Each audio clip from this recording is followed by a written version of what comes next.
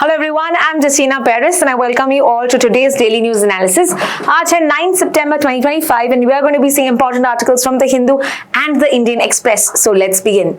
आज का जो पहला आर्टिकल हम देख रहे हैं, it is with regard to आज के दिन यानी कि 9 सितंबर को we will see the appointment of a new vice president. तो अगर इसका बैकग्राउंड जान लेते हैं, we've known कि जो वाइस प्रेसिडेंट थे जगदीप धनखड़, इन्होंने हेल्थ रीजन साइट करके रिजाइन कर लिया था. He gave his resignation to the president Draupadi Murmu. So then we required a new vice president. तो उसके लिए यहाँ पे इलेक्शंस हो रहे हैं.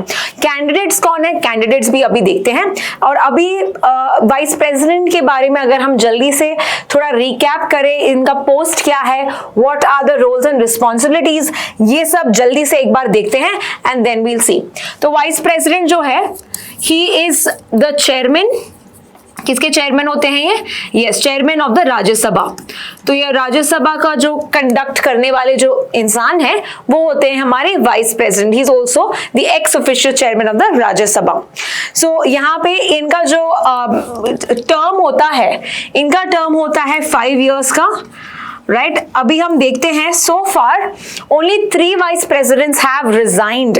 Okay, 3 vice presidents have resigned. तो जगदीप धनखड़ अभी है और पहले के 2 कौन थे? वी गिरी और आर वेंकटरमन. वी गिरी और आर वेंकटरमन, क्योंकि ये जो 2 है they wanted to be president. तो प्रेसिडेंट इलेक्शंस करने के लिए इन्होंने रिजाइन कर लिया था. Who is the only vice president who died while in office? ये आपको मुझे comment section में बताना है. I've already covered this in my classes as well. Who is the vice president who died in office? The only vice president who have died in office. तो ये आप मुझे comment section में बताना. Further, अगर आपको vice president बनना है, then you have to be 35 years of age and you also have to be eligible to be a member of the Rajya Sabha. हम देखते हैं अपॉइंटमेंट कैसे होता है. यहाँ पे अपॉइंटमेंट कैसे होगा? This will consist of all the members of the parliament. सभी members यानी कि लोकसभा में as well as राज्यसभा के members यहाँ पे इलेक्शंस में पार्टिसिपेट करते हैं. यहाँ पे जानना है कि प्रेसिडेंट के इलेक्शंस में apart from parliament we have legislative assembly के मेंबर्स आल्सो पार्टिसिपेटिंग, बट ये वाइस प्रेसिडेंट के लिए only MPs, only Lok Sabha Rajya Sabha members.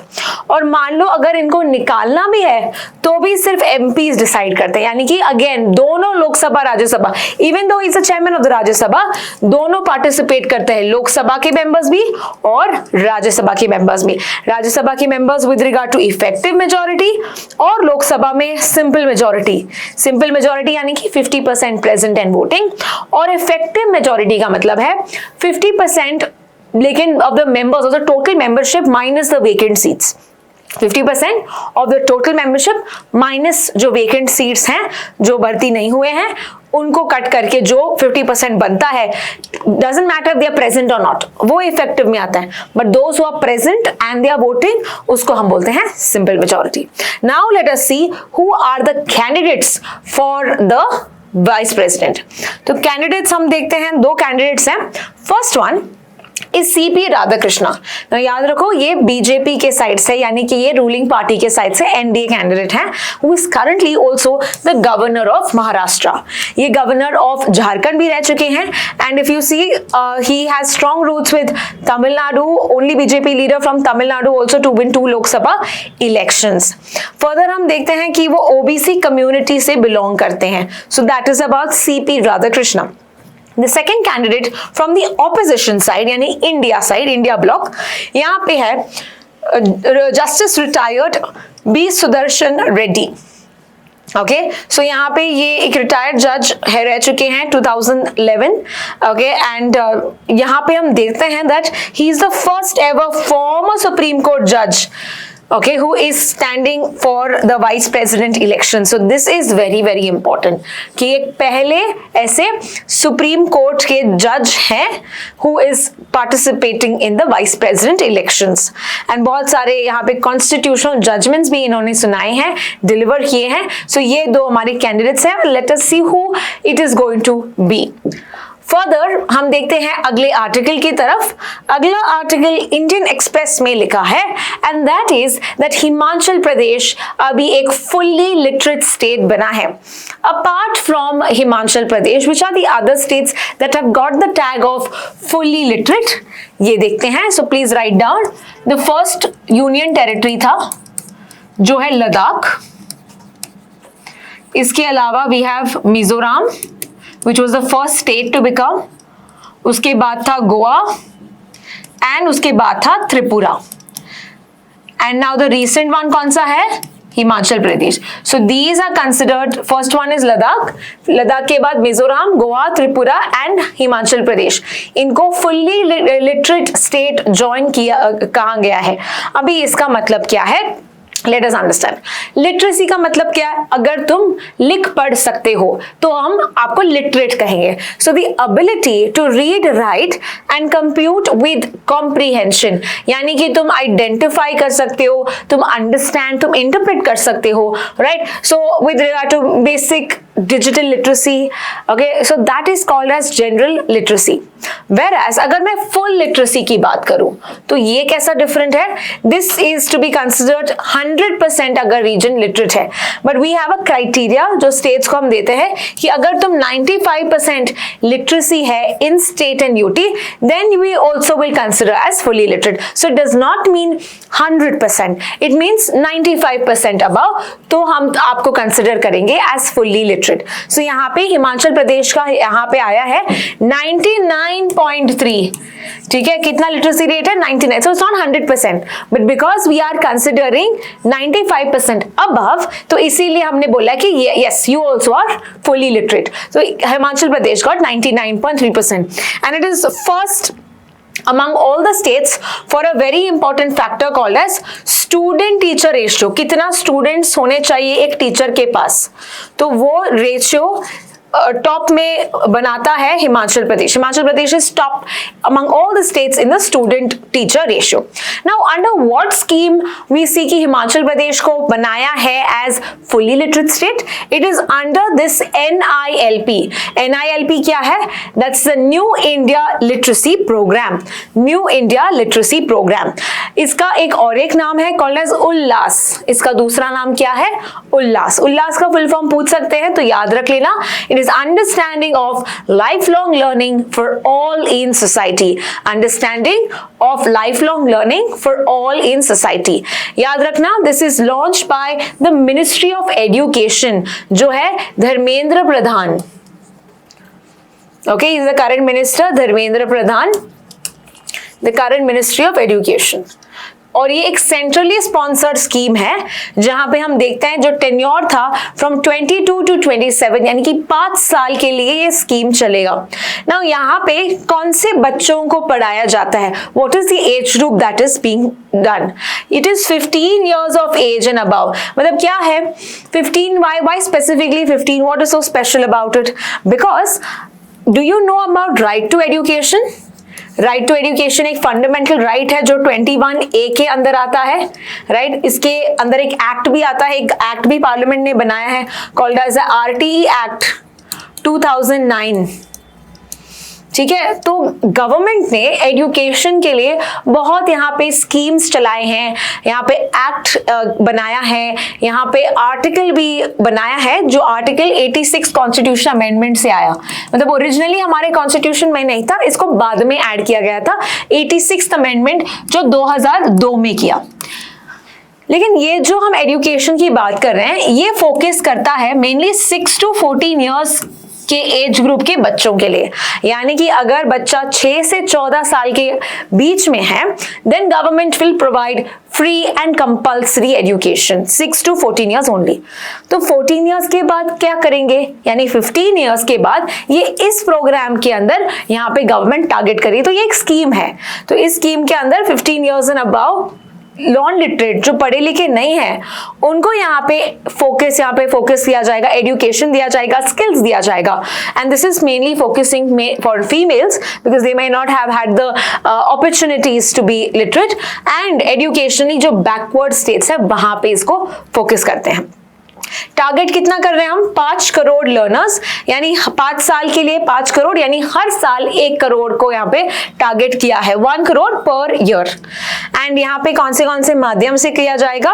One is online teaching, learning and assessment system, that's called OTLIS, and national informatics centre, NCERT, NIOS, तो ये सब माध्यम medium से इनको पढ़ाया जाएगा।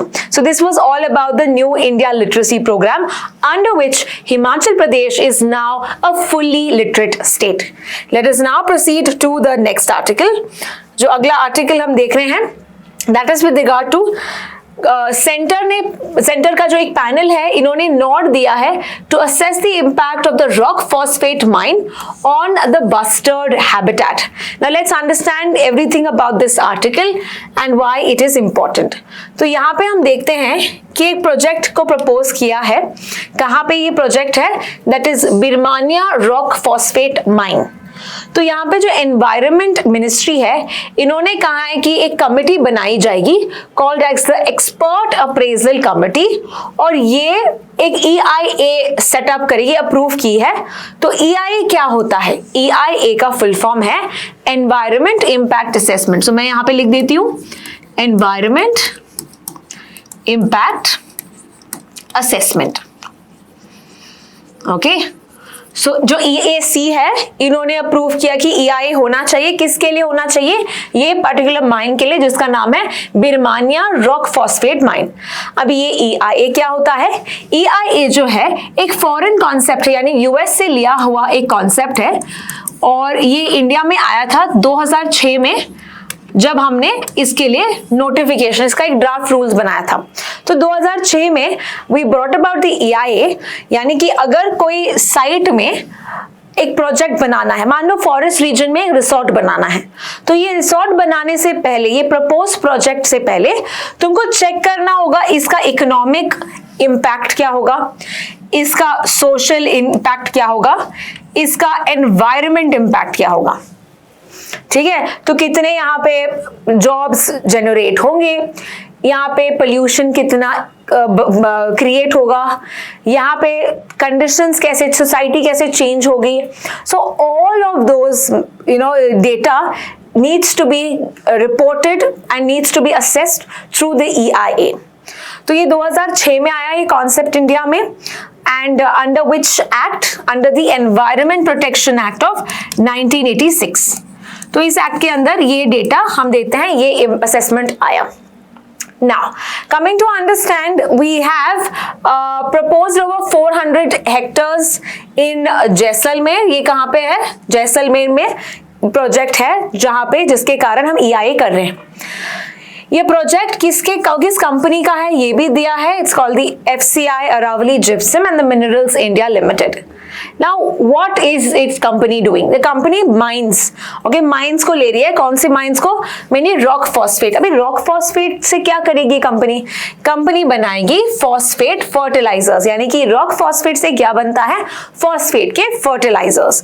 तो ये माइन करके यहाँ पे इस जगह को ये अफेक्ट करेगी। कहाँ पे जगह है ये? जैसलमेर में 400 एकड़ का जगह है। तो now the problem with this is कि यहाँ पे ग्रेट इंडियन बस्टर्ड का ये एक कंजर्वेशन जोन है, पोटेंशियल कंजर्वेशन जोन है, जहाँ पे ग्रेट इंडियन बस्टर्ड को यहाँ पे प्रोटेक्ट कर रहे हैं। So that is why the CIA said कि नहीं, आपको अच्छे से EIA करना पड़ेगा and see if it is affecting this great Indian bustard. अभी ये ग्रेट इंडियन बस्टर्ड होता क्या है? Great Indian bustard is the state bird of Rajasthan.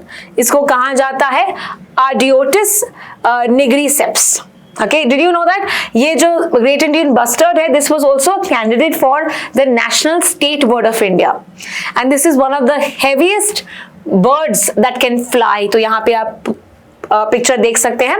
And जैसे पाकिस्तान के रीजन में इसका जो मीट है ये कहाँ खाया जाता है। Okay, the people there consume this, and if you see that इनका जो पॉपुलेशन है बहुत कम है, यानी कि 150 से कम इनका बर्ड्स बचे हैं बस। तो इसीलिए it comes under the critically endangered list of the IUCN। तो IUCN ऐसे 9 कैटेगरीज देती है, और सबसे एक्सट्रीम जो है एक्सटिंक्ट होता है, मतलब मान लो कि अगर पाए नहीं जाते हैं तो एक्सटिंक्ट में होता है, अगर बहुत सारे हैं तो लीस्ट कंसर्न होता है, अगर है बट कम है तो नियर थ्रेटेंड या वल्नरेबल होते हैं, या बहुत यहाँ पे कम हो रहे हैं, ओके, बहुत डेंजर में है, स्पीशीज कम हो रही जा रही है, तो उसको क्रिटिकली एंडेंजर्ड में लगाते हैं। तो वैसे 9 कैटेगरीज हैं और इसमें एक कैटेगरी है क्रिटिकली एंडेंजर्ड। सो ये जो जोन हमने बताया था जैसलमेर का जगह में, यहाँ पे this is a region where this is considered as a potential zone for conservation of this great Indian bustard. Apart from that ये दूसरे इनके प्रोटेक्शन स्टेटसेस हैं, जैसे कि साइट्स में अपेंडिक्स 1 में आता है, मतलब 2 कंट्रीज अगर ट्रेड कर रहे हैं तो आपको रिपोर्ट करना होगा, अदरवाइज यू कैन नॉट, ये इलीगल माना जाएगा।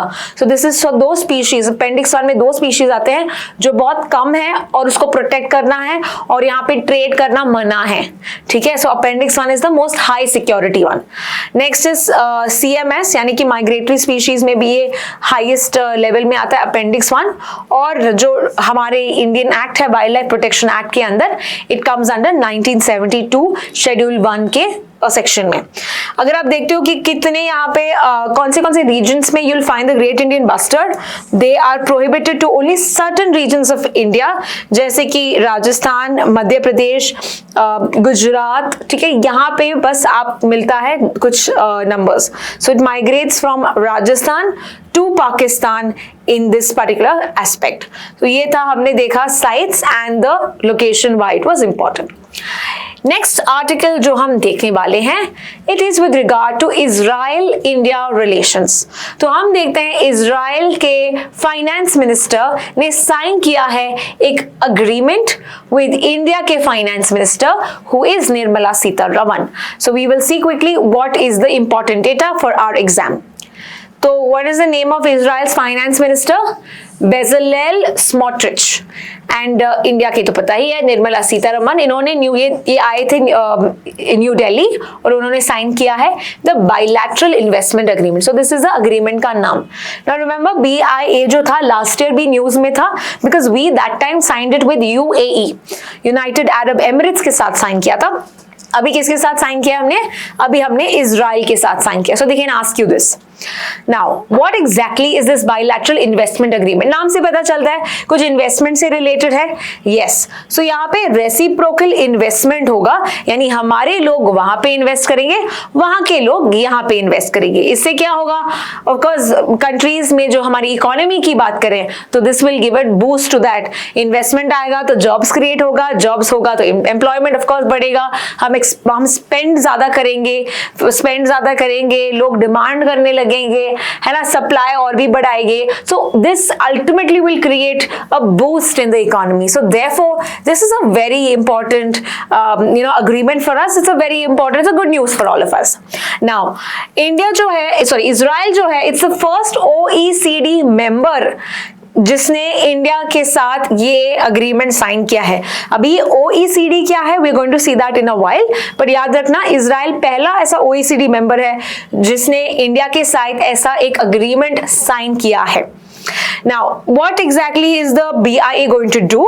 ये प्रोटेक्शन क्रिएट करेगा फॉर इन्वेस्टर्स, यानी मान लो कि हमारे इन्वेस्टर्स ने वहां पे इन्वेस्ट किया, इजराइल में इन्वेस्ट किया, but we know that the conditions are not stable, right. यहाँ पे देखते हैं कि they are constantly in conflict with their neighbours. So in that case what is the surety for us, right, हमारे investments खतरे में होंगे।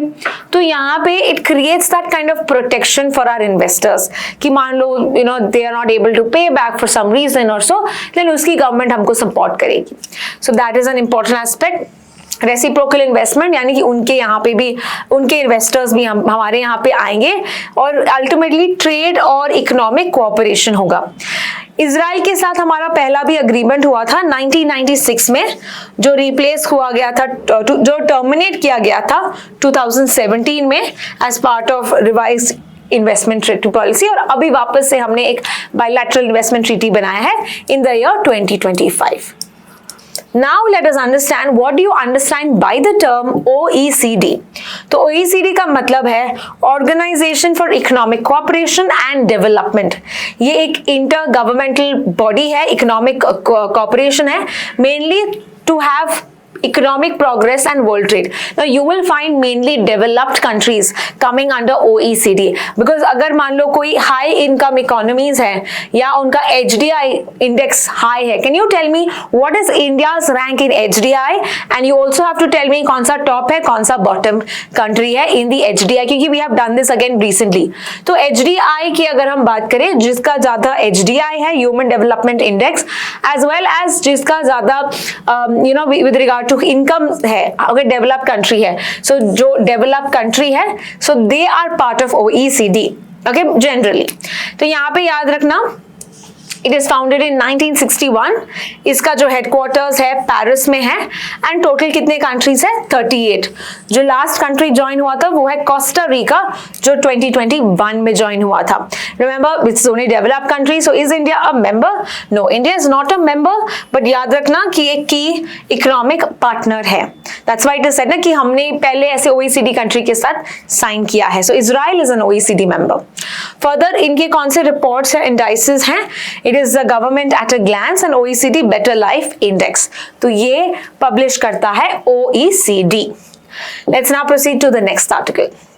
Next article है it with regard to India, China, the need for border settlements. Now you must have noticed कि in the past few days we were always talking about border issues between India and China. So again this is in the news. ये काफी दिनों से यही चल रहा है with regard to because और यहाँ पे हम ज्यादा अभी के बारे में डिस्कस नहीं कर रहे हैं. we are basically discussing about the past कि पास्ट में इंडिया और चाइना ने कैसे अपने बॉर्डर इश्यूज को मैनेज किया था, कैसे what were the discussions that happened, what were the leaders that were involved. तो ये पास्ट के बारे में ज्यादा डिस्कस कर रहा है. so we are going to understand a little of history in this particular context कि कौन थे जिन्होंने इनके साथ मीटिंग्स किया था, what is currently happening, what's the way forward, what is the current situation, ये सब. तो जल्दी से देखते हैं. 1979 की बात है ये. I've already covered part of history in my previous part, okay, in my previous video. तो ये थोड़ा continuation में समझते हैं. तो 1979 में क्या हुआ था, अटल बिहारी वाजपेयी, ठीक है, जो तभी के एक्सटर्नल अफेयर्स मिनिस्टर थे. So he visited China and he was the first Indian leader to do so, क्योंकि हमने देखा था कि 1962 में इंडो चाइना वॉर हुआ था, right. And why was the Indo-China war also that we've seen कि इंडिया को रिक्लेम करना था जो अक्साई चिन एरिया है, but of course China was quite capable and we sort of were not able to do so. तो अभी Aksai Chin is occupied by China, whereas Arunachal Pradesh जो China को लगता है कि नहीं वो हमारा है, ओके, वो तवांग बोलता है उस रीजन को, तो वो इंडिया के पास है. Arunachal Pradesh is well within India और उसके जो भी बॉर्डर इश्यूज ये वो, तो ये न्यूज में था. नाउ वापस से जब अटल बिहारी वाजपेयी गए थे 1979 में, he wanted to normalise the India China ties. China के साइड से कौन थे, डेंग जियोपिंग, ठीक है, he is another minister from China side. तो इन्होंने एक डील ऑफर किया था कि अक्साई चिन हम रखेंगे, ठीक है, बदले में अरुणाचल प्रदेश का जो तवांग रीजन जो हम मानते हैं वो आप रख लेना. पर क्या इंडिया ने एक्सेप्ट किया? इंडिया ने बोला नहीं, हम अपने देश को तोड़ेंगे नहीं. And then Vajpayee comes as a prime minister now. So जब वो प्राइम मिनिस्टर बने 1998 जो न्यूक्लियर टेस्ट था, we had the Pokhran testing, इसमें चाइना और इंडिया के relations again went bad because हमने क्या किया, न्यूक्लियर टेस्टिंग की. तो चाइना ने UNSC रेजोल्यूशन सपोर्ट भी किया था against India because of course it did not want its own neighbour to have nuclear power because China के पास न्यूक्लियर पावर था. So as well as China was a P5 member, right. तो it did not want India also to possess nuclear, तो उन्होंने हमारे against भी sanctions support किए थे. फर्दर 2003 में वापस से बीजिंग विजिट हुआ था जहां पे वाजपेयी, अटल बिहारी वाजपेयी ने प्रपोज किया था अगेन कि बॉर्डर टॉक्स हो, अगेन सेटलमेंट हो, बिकॉज पहले हमने रिजेक्ट किया था, अभी वापस से बातचीत करें. उसके लिए एक स्पेशल रिप्रेजेंटेटिव मैकेनिज्म हमने स्टार्ट किया. ना what is the special representative mechanism कि इंडिया से एक जन को यहाँ पे हम सिलेक्ट करेंगे, चाइना एक साइड सिलेक्ट करेंगे और आपस में दे विल डिसाइड. तो एक रिप्रेजेंटेटिव होगा हमारे एंड से. हमारे एंड से कौन थे, ब्रजेश मिश्रा, जो नेशनल सिक्योरिटी एडवाइजर रह चुके थे. So along with that China के साइड से था दाई बिगू. ठीक है, they were appointed. He was the first SR special representative in the border talks. Now what happened is 2004 में अटल बिहारी वाजपेयी का टर्म नहीं होता, खत्म हो जाता है. Then again there is uncertainty. Now 2005 में क्या होता है? Now we only negotiated document on border dispute पे सिर्फ बातचीत हुई थी. And again the swap was such that कि इंडिया will accept कि अक्साई चिन वो रखेंगे और चाइना एक्सेप्ट करेगा कि इंडिया अरुणाचल प्रदेश रखेगा.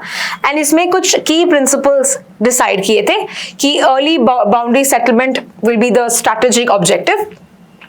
जो settlement based on political, not just on historical technical and so, ये पॉलिटिकल बेस होगा. We will follow the natural geographical boundaries, जो फीचर्स हैं जैसे कि माउंटेन्स हैं तो रिवर्स हैं, तो वो हम मानेंगे, नॉट एग्जैक्टली टेक्निकल एस्पेक्ट्स और historical aspects. Both sides will consider each others interest. दोनों एक दूसरे के इंटरेस्ट को रिकॉग्नाइज करेंगे और जो लोग वहां पे हैं उनका ख्याल रखेंगे. जो सेटल पॉपुलेशन, मान लो अरुणाचल प्रदेश, सो उनके बारे में सोचेंगे, ना कि जस्ट बिकॉज दो रिलेशंस को यहाँ पे असर्ट करना है. नाउ चैलेंजेस क्या था? चैलेंजेस इज पहले चाइना ने अग्री किया था 2005 में, बट 2007 में इसने वापस से बैक ट्रैक कर लिया, इसने वापस ले ली. सो अगेन इट रीअसर्टेड क्लेम कि अरुणाचल प्रदेश जो तवांग रीजन है वो अपना है. ये चाइना ने वापस से स्टार्ट किया. Now here if you see again the point is that again we are having a meeting, again we are having a discussion to settle this case because China अभी भी they start naming districts of Arunachal Pradesh. ये करता है, अभी भी करता है. So इसीलिए ये sort out करने के लिए this is much essential. तो अगस्त 2025 में SR याद है, स्पेशल रिप्रेजेंटेटिव जो 2005 में बना, 20 साल हुए हैं, अभी तक कुछ नहीं हुआ है. So यहाँ पे बोला है कि it is reaffirming the commitment that they gave to 2005. अभी बातचीत हो रही है और अभी करंट स्टेटस क्या है? करंट स्टेटस यही है कि अभी भी there is heavy military deployment specially at the line of actual control. यहाँ पे हम देखते हैं जो पास्ट एग्रीमेंट्स हैं ये फेल हो चुके हैं.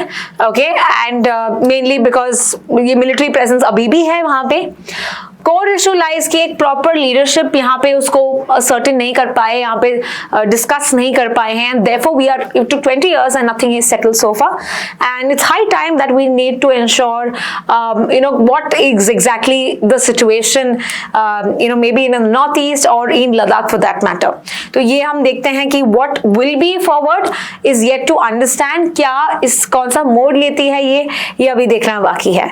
Now let's proceed to the next article. तो यहाँ पे एक वर्चुअल मीटिंग हुआ था, okay, BRICS nations का BRICS leaders summit. However, Modi ji could not attend, and in place of Modi ji we have the external affairs minister जो है S Jaishankar, इन्होंने attend किया था. So who hosted this particular virtual meeting? ये इस बार का जो BRICS का लीडर है जो है Luiz Inácio Lula da Silva, who is the Brazil के प्रेसिडेंट. और बहुत सारी कंट्रीज ने पार्टिसिपेट भी किया था, जैसे कि चाइना के प्रेसिडेंट शी जिनपिंग, रशिया के president Vladimir Putin, all of them also participated, and India की तरफ से we had S Jaishankar. So यहाँ पे हम देखते हैं what was discussed and so on. यहाँ पे जैसे कि इंडिया की तरफ से we have 25% tariffs that are applied on India, okay, that's applied on India, as well as for penalty of Russian oil. ठीक है, यूएस ने किया है ना 25% हमको ज्यादा, बिकॉज हम रशिया के साथ ट्रेड करते हैं. Further it also impose 50% on Brazil, India and Brazil, ये भी हमने देखा है. Further it call for stable predictable environment for trade. तो यहाँ पे ज्यादा बातचीत की अगर हम बात करें, it is on the background of the recent problems that USA has been causing for us, like for Russia, be it Brazil, be it China. ठीक है, तो ये जो टॉक्स हम कर रहे हैं इस बैकड्रॉप पे है, and that's why this is a very important meeting currently. Further it stressed on economic practices जो हम फेयर होने चाहिए, ट्रांसपेरेंट होने चाहिए, बेनिफिशियल फॉर ऑल होने चाहिए।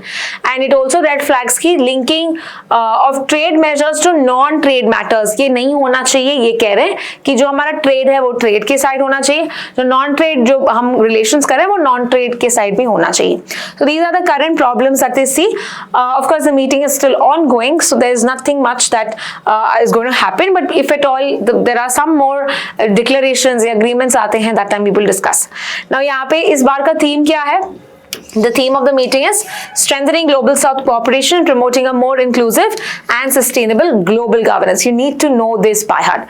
Although आपको पता है कि अच्छा ब्रिक्स पहले भी आया था, पिछले साल आया है, इस साल भी आएगा.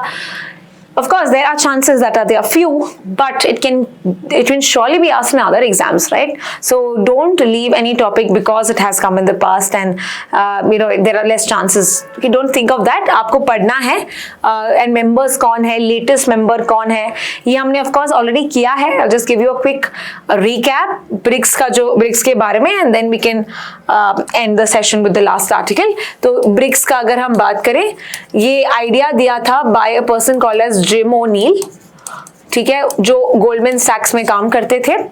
एंड यहाँ पे हम देखते हैं कि ये ब्रिक मतलब द इमर्जिंग कंट्रीज जो वेस्ट के अपोजिट है, मतलब western countries are only the ones that are emerging, but इन्होंने बोला कि जो Brazil, Russia, India, China, they are upcoming, they are emerging economies. फिर साउथ अफ्रीका ने ज्वाइन किया था एंड तभी बना ब्रिक्स. सो जो पहला meeting along with South Africa was 2010, but ये ब्रिक वाले कंट्री ने कब ज्वाइन किया था? 2009 में. तो पहला मीटिंग इनका था यकातेरिनबर्ग, रशिया में हुआ था पहला मीटिंग. उसके बाद साउथ अफ्रीका ज्वाइन होता है इन 2010. अभी we have total 10 member countries. So BRIC के 5, ओरिजिनल 5, उसके अलावा EEIIU जो है Egypt, Ethiopia, Iran, Indonesia, UAE. इसमें से इंडोनेशिया जो है it is the latest country to join BRICS. Latest country कौन सा है? इंडोनेशिया. ठीक है, इनका हेडक्वार्टर्स नहीं है, पर इनका एक बैंक है called as new development bank, जो बना था 2015 में. 14 में फॉर्मेशन हुआ, 15 में फॉर्म हुआ, तो 2015 is the year it was form. And याद रखना इसका जो हेडक्वार्टर्स है ये शंघाई में है, जो है चाइना में. ठीक है, so these are some key facts that we have already covered in our classes, but just a revision for you. Let's proceed to the next article, graft and gag. Now what happened is Nepal is in the news. Okay, तो Nepal news में क्यों है? नेपाल के जो prime minister है KP ओली शर्मा ने ban किए थे बहुत सारे सोशल मीडिया वेबसाइट्स. कौन से वेबसाइट्स? तुम्हारा इंस्टाग्राम, फेसबुक, एक्स, जो ट्विटर है, all of that is band. Okay, so youth क्या करेंगे? यूथ लोगों ने प्रोटेस्ट किया. सो जो जेनजी वाले हैं उन्होंने प्रोटेस्ट किया and unfortunately 19 of them were killed yesterday because of this protest. So यहाँ पे जो उनके होम मिनिस्टर है उन्होंने रिजाइन कर लिया, ओके, ऑन मॉरल ग्राउंड्स की बच्चे मारे गए and they are all below 28 years, right? So again that's a very sad thing. And यहाँ पे जो ऑर्गेनाइज किए थे प्रोटेस्ट, किसने ऑर्गेनाइज किया था? Somebody called as Hami Nepal group, जो लीडर है इनके जो है सुधन गुरुंग. ठीक है, so this is some who has organised this. So what were the reasons that they protested? The reasons for protesting was कि 26 ऐसे सोशल मीडिया प्लेटफॉर्म्स की बात करें, ये बैंड किए गए थे, जैसे कि Facebook, Instagram, WhatsApp as well, YouTube, X etcetera. कुछ एप्स को यहाँ पे बैन नहीं किया था, जैसे कि टिकटॉक, वाइबर, वीटॉक, नींबू, स्पोपो, ये अलग अलग वेबसाइट्स बैन नहीं किए थे. 23 में बैन किए थे, पर वापस से वो चलाया है. So some websites are not banned. Now why did the government ban? ये देखते हैं. तो गवर्नमेंट बोलता है कि यहाँ पे साइबर क्राइम्स हो रहे हैं, फेक न्यूज फैलाया जा रहा है, मिसलीडिंग कंटेंट है, गलत इंफॉर्मेशन दिया जा रहा है. Okay, and some other is that it is not complying with the law. So Nepal में लॉ है कि मान लो तुमको रजिस्टर, जो एप्स है उनको रजिस्टर करना पड़ेगा.